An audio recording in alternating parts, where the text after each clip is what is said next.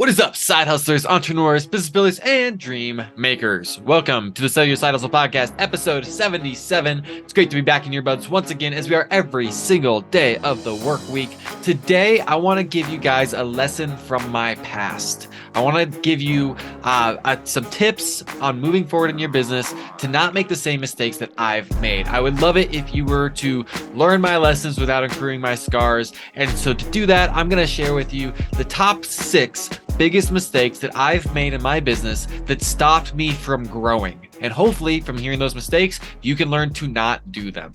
Let's get into it. Number 1, biggest mistake that I've faced in my business career is shiny object syndrome. What this looks like is getting excited about a business model or idea or concept and going all in on it and telling everybody that it's what I do, and then focusing on it for 4, 5, 6 months. And then when things get hard and it gets real and I no longer want to do it and it's no longer fun and exciting and new, getting really excited about a new business venture, new business model, new idea, telling everybody that that's what I do instead. And as a consequence of doing this pattern, and I know that you've seen this and you've probably done it, as a consequence of this pattern over and over again, what happens is you see a little bit of success, and then you see a little bit of success, and you see a little bit of success. And effectively, it's a way of keeping yourself broke. It's a way of keeping yourself from ever truly growing. If you want to make sure you never make money in business, do a lot of things and switch between them often. Now, at the same time, if you're running 6 different businesses at the same time and you've never ran a business before this moment, that's just as bad for the same reasons. You've lost focus, you're distracted,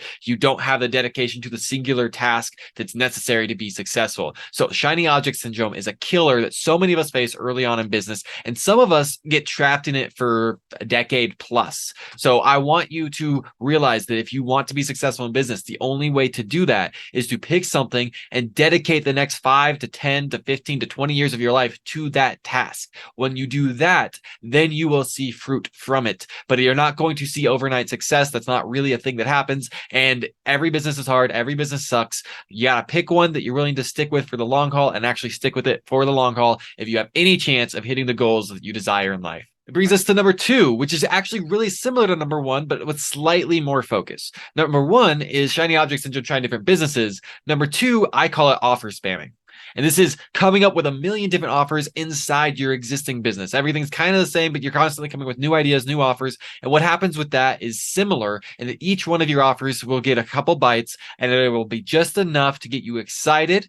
But then when those bites stop coming in and things get hard and you actually have to figure out marketing and you have to figure out your audience and you have to figure out how to scale your offer, instead, you just make a new offer. That's a big problem that I've had in my career. And that's a big problem that I've really been facing with this year. And the way that I'm fixing that is the book that I'm writing right now. If you don't know me, if you've never worked with me before, if we've never gone on a call, the only offer you're ever going to see from me is going to be my free material, and it's going to be my book. And that is it. And the book is also free. I'm going to be giving it away in a free plus shipping funnel where it's honestly you're covering shipping and handling, and you're actually getting the book for free. And that's not just what it says, but that's actually the cost breakdown.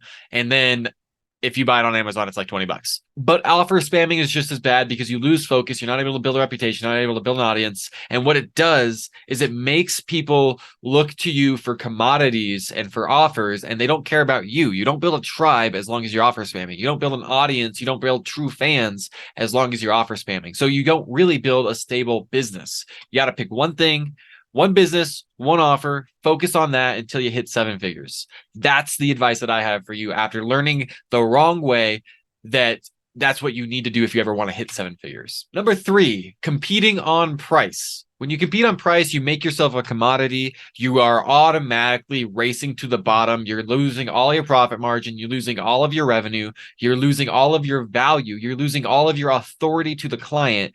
And you're becoming a commodity, which means you will be replaced as soon as they find a cheaper option because they don't look at you as valuable. They look at you as an expense. If you don't compete on price, but you compete on value, you end up in an entirely different world, which is just infinitely more profitable and easier to work with the clients. So highly recommend never competing on price. Don't try to be cheaper. Try to be whatever prices you want to be. Be firm on those prices. Don't give discounts and don't make apologies for it. It's going to be way, way better for you in the long term. Number 4, Ivan Misner says that success is the uncommon application of common knowledge. One of the biggest things that I see everybody that I coach struggle with and that I struggle with is knowing exactly what you need to do and then just simply not doing it.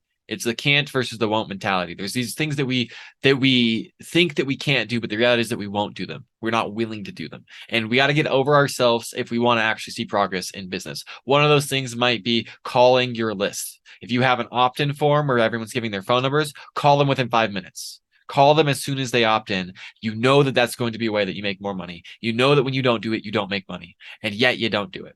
And when I'm saying you, I'm also talking to me. I have the same struggles and I have the same challenges. Success is the uncommon application of common knowledge. It's not that you don't know what to do. It's that you don't do it. If you can make that switch, you're going to see success in your business. Number 5 is being a consumer more than a producer. And I'm talking about content, learning and studying and reading great people, reading book after book after book, buying course after course after course, joining mastermind after mastermind after mastermind, paying coach after coach after coach, and not becoming a producer of content and not actually implementing. As long as you keep yourself in the study phase, you're able to keep convincing yourself that you're learning, that you're growing, that you're being productive without ever actually trying, and therefore without ever actually failing. This is actually a defense mechanism that we take on because of fear of failure. We're afraid to fail, so as long as we're studying and learning, we're not actually launching yet, we don't fail. But here's the secret.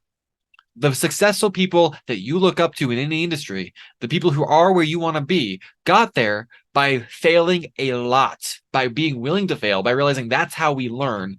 And yes, all of these things can accelerate your growth, but not if you're reading them instead of acting on them. You have to actually act on the things that you're consuming. You have to test them out. You have to try. And you're going to learn a lot more from trying than you are from the material. You're going to learn a lot more from practice than you are from theory. So you got to stop being a consumer. You got to switch your mindset, become a producer, and then actually implement all the things that you did consume. And 5 is kind of the extreme opposite of 6. The number 6 biggest mistake that I've made in my business is doing everything alone. And this comes down to 2 formats. One is by not hiring a mentor or a coach to help me sooner, and not hiring a mentor or a coach to help me in different phases where they could have helped me. And that's if it's meant to be, it's up to me kind of mentality. I'm going to do it myself. I'm going to figure it out. I'm going to invent the wheel. That stuff slows you down.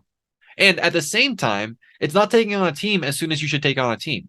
Now, my biggest issue starting out has always been, if I don't have the revenue to pay a team, then I can't take on a team. And one of the things that I'm constantly forgetting in my own business is that there's a lot of ways to incentivize a team, and actually paying them a flat paycheck is only one of them. One thing you can do is you can hire people who are on a commission basis.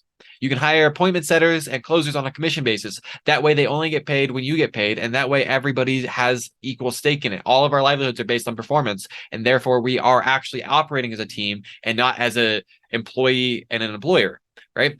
Then another one that you could do is you could just offer them equity. And now obviously you can't have a huge team offering everybody equity, but you can offer one person who has a major skill set that you don't, equity in your business to help you. You could hire a fractional CMO or a CMO because you're not good at marketing and they are, and you can give them equity in your company. And that is a solution. So it's doing everything alone. That's a huge one. And it comes in 2 forms. It comes in the form of not asking for help when you need help in mentorship, and it comes from not getting a team when you need a team.